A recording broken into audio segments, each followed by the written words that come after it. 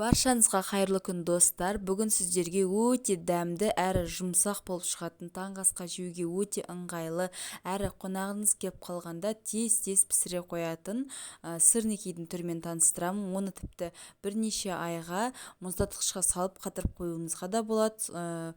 Өте оңай әрі таңғы асқа жылдам бірден пісіре салуыңызға да болады. Видеоны соңына дейін қарап, лайк басып, коммент жазуды ұмытпаңыздар. Ол үшін бізге 1 килограмм сүзбе керек.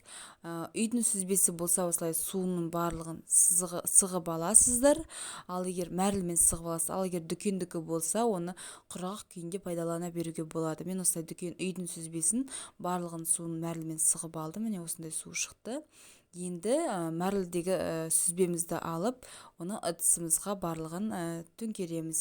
Одан кейін бір жұмыртқамызды қосамыз. Осыған керекті заттарымыздың барлығын бірден қосамыз. Қантымызды қосамыз. 270-300 граммдай және 70 грамм манной кашы қосамыз кәдімгі. Және 30 граммдай ұнымызды қосамыз. Осының барлығын бір келкі қосып, шанышқының көмегімен бастапқысында осылай араластыратын боламыз. Одан кейін бір келкі қолымызбен араластырамыз.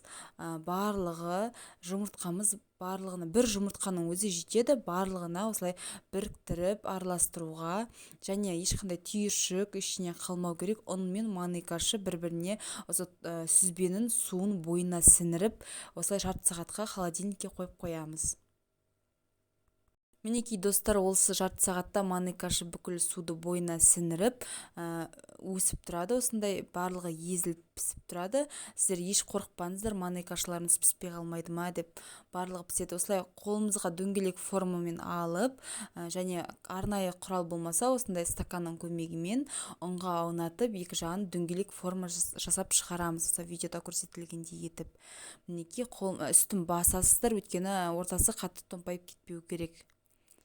Мінекей осылай етіп стаканмен шайқап дөңгелек форма жасайсыздар. Барлығын осылай етіп жасап шығасыздар.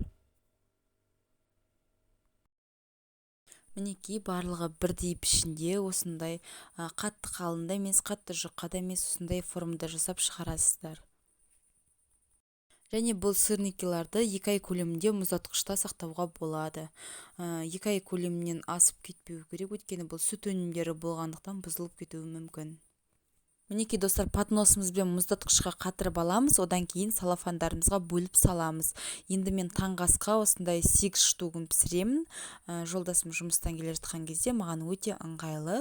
Майға 2-3 қасық майды құямыз, табамызға 2-3 ас қасықтай май құйып, осылай мұз тұрған күйінен ешқандай ерітпейміз, алдын ала шығарып қоймаймыз. Осылай етіп мұздатқыштан ала сала сразу пісіре саламыз. Қызып тұрған майға жылдам бір келкетіп пісіре қоямыз. Екі жағын бірдей етіп қызартып аласыздар. Ортасы піседі міндетті түрде, ешқандай қорықпаңыздар. Майды қатты шылқытып құймаймыз. Орташа 3-4 қасықтай немесе 3 қасықтай, ас қасықтай құямыз. Осыны енді салфетканың үстіне орналастырып қойсаңыздар болады, өйткені кішкене майын сорып алуға.